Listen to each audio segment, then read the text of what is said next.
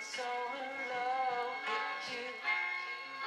You guys, this is absolutely bonkers. Banks are fixing to stop lending if things continue the way they continue. So I had to drop everything I was doing to make a video because this video is going to be about the inversion of bond yields and why banks are no longer going to make any profit and what will happen if the banks stop making profit and tighten their restrictions.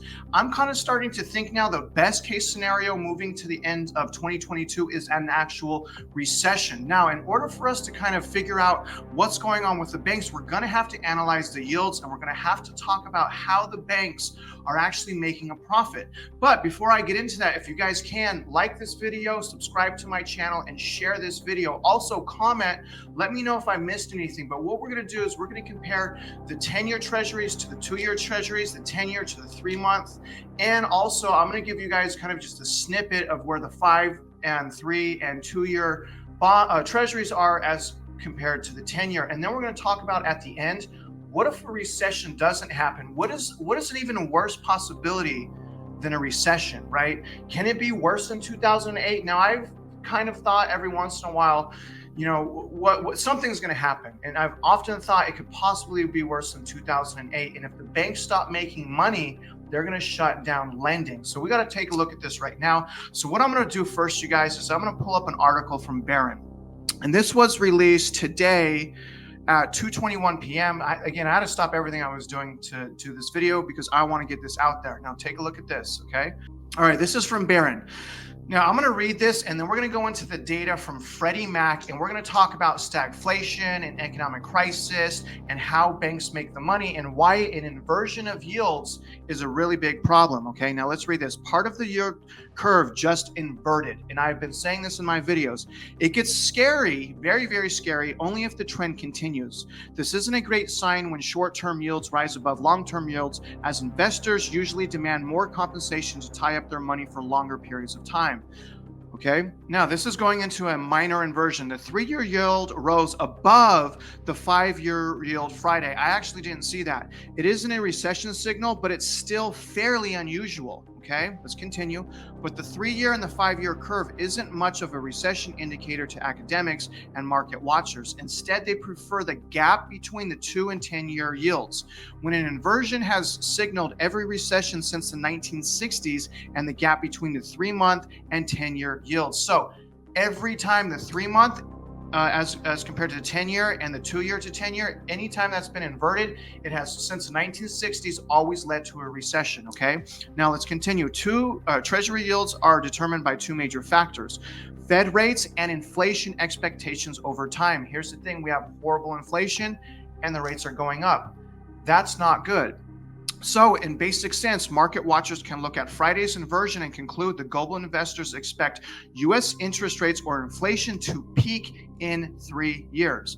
That in itself isn't a huge problem, but if the peak occurs because the economy is sliding into a recession, which I'm expecting, investors may need to worry more, and there are many questions about whether the Fed can slow inflation without causing an economic downturn. Now, I don't know, I'm a little bit worried that the Fed cannot curb inflation unless they raise interest rates, and if they raise interest rates and go into quantitative tightening, it will probably force some of these lenders to tighten up their guidelines and to give less purchasing power to buyers, which is one of the things I have not talked about. That will be an instantaneous shocker to the housing market. Like I've been saying, that is the one thing that can cripple the housing market essentially overnight if the lenders stop lending to buyers. Think about that. Now, remember what I'm saying, and we'll take a look at this in a minute. I'm going to show you how the banks make money. Now, in order to do that, what you have to understand is the lenders borrow based on the short-term yields. Okay, so they're borrowing based on the short-term and they're lending based on the long-term. So when the short-term yields are higher than the long-term, that means the banks don't make profit. Okay, but let me show you a graph right now. This is all going to be from Freddie Mac. Okay, now I'm pulling this graph up because this is a huge indicator of a recession, which again, at this point, you guys, I'm thinking we need a recession, and if we don't go into a recession, we will be even in bigger trouble than I originally thought. But this is going back to the 1980s. Now, this is basically comparing the 10-year to the 2-year. And anytime there was an inversion, a recession followed. Look at this, 1978. Inverted, recession followed. That's what these gray lines are. You see that gray line here, and here, and here, and here? Those are recessions. So inverted here, recession. Inverted here, recession. Going over here, boom, inverted here in April 1989, recession. Inverted here, February 2000, recession. Inverted here, see this? 2006, recession. Look at this. Look at how dangerously close it is to inversion, 0.17 basis points away from an inversion, you guys. That is a major, major deal, okay? Because again, if the 2-year treasury yields have a higher than the 10-year, the banks stop making money. So you have to ask yourself, did the Fed make a massive mistake by raising rates and basically the new policy changes? On surface value, and I've been saying this, no, they did not make a massive mistake. But the problem with 2022 is unlike any other environment economically that we've ever been in, because there's been so much free money and such low interest rates. And my concern is the Feds will take a step back and inflation will go even crazier. Now, if they do take a step back, if they do start being more dovish, that may actually give the banks a little bit more breathing room to make profits again. And that is why you're seeing the mortgage interest rates rise much higher than the federal discount rate, is because the lenders need to make that money, because the short-term yields are not making as much money anymore versus the 10-year. Now, I'm going to pull up today's yields, and then we're going to kind of talk about that. And I think things are going to make a lot more sense. Okay. So this is as of today, and you guys have seen this in some of my other videos. Here's the 10-year, okay? That's what lenders lend on. They lend on long-term. They borrow at short-term yields like a 2-year. So the difference is from 1.99 to 2.14. That's only 15 basis point difference. Back, I believe in March of 2021, that spread was 160 basis points. So the lender's profit has been sucked dry. Do you understand that? Now look at the 5-year, it's over the 10-year. Look at the 3-year, it's over the 10-year. So if the 2-year right here goes over this 10-year, we are going to definitely go into a recession. But here's the thing. One of the things that is done to combat this, you guys, is quantitative easing.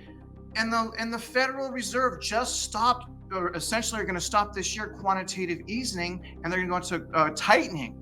So another thing that they do to help with the yields is they lower interest rates.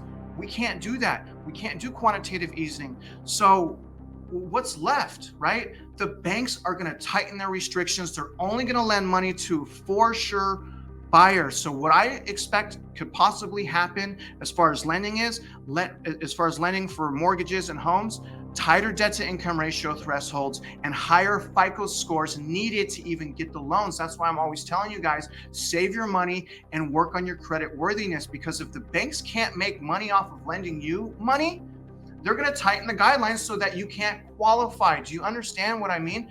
One of the things that happened in 2008, 2009 was they stopped lending to people essentially, and that's when the Dodd-Frank Wall Street Reform Act came and created qualified mortgages. But again, our entire economy is a house of cards right now, based on PPP loans, stimulus, EIDL, and free money and printing money like crazy. So this is completely unheard of. But here's the thing, guys. If what's worse than a recession is a depression, what's worse than a recession is stagflation. So now I'm kind of at the point where I'm worried that if we don't have a recession, it's going to be much worse, because there's really nothing the Federal Reserve can do anymore at this point. They can't do quantitative easing. They can't lower the rates. Why? Inflation is completely out of control. So if they don't fight the inflation, then we have stagflation, okay?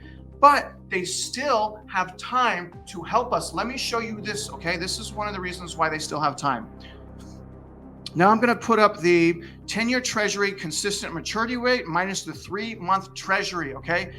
Now, if this goes inverted as well, it's essentially a guaranteed recession. But right now, as you can see, it's a healthy 1.72 above the inversion, but you can see inverted here, recession, inverted here, recession, inverted here, recession, inverted here. Very small recession in 2020. That was because of the COVID lockdown. So it's kind of like not a really natural recession.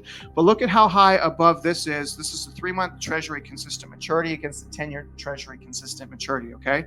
If this goes down, you guys, we are 100% going to go in a recession based on history, okay? So right now, things aren't looking good. Things are getting scary. And if it continues this trajectory, if it continues with the inversion, if the 3-month inverts, it is done. We are in a recession. And then the question is, what happens next? What can the Federal Reserve do? The only thing I can think of that they could do is take steps back, lower the interest rates again so the yields go back down, so the lenders make money on the spread, okay? Instead of 15 basis points or whatever, they make the 100 basis points again. What's the problem with that? Stagflation. Why all the inflation? War in Russia, war in Ukraine, oil, food, but also we have no inventory in the housing market. So you guys, there are so many challenges going on right now. What I really want you guys to do is continue to pay attention. Okay, my opinion, okay, I'm not a financial advisor. I'm just sharing with you my opinion. My opinion is it has never been more important to save your money. It has never been more important to make sure you have great credit worthiness, because of all of these things happen, a recession, a depression, you know, in all of these things.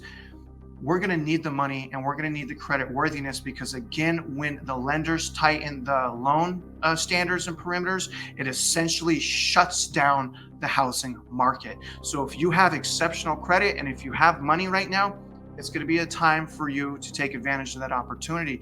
But it starts with being educated and self-empowering. So what I want you guys to do is continue to go and educate yourself about recessions and inverted yield curves and what that means to you and your family. Thank you guys for watching this video. I hope it wasn't too long. I hope it wasn't too scary, but this is data you guys need to analyze on your own. Now, obviously, I'll see you guys in the next video. And until then, good luck out there, and I hope you win.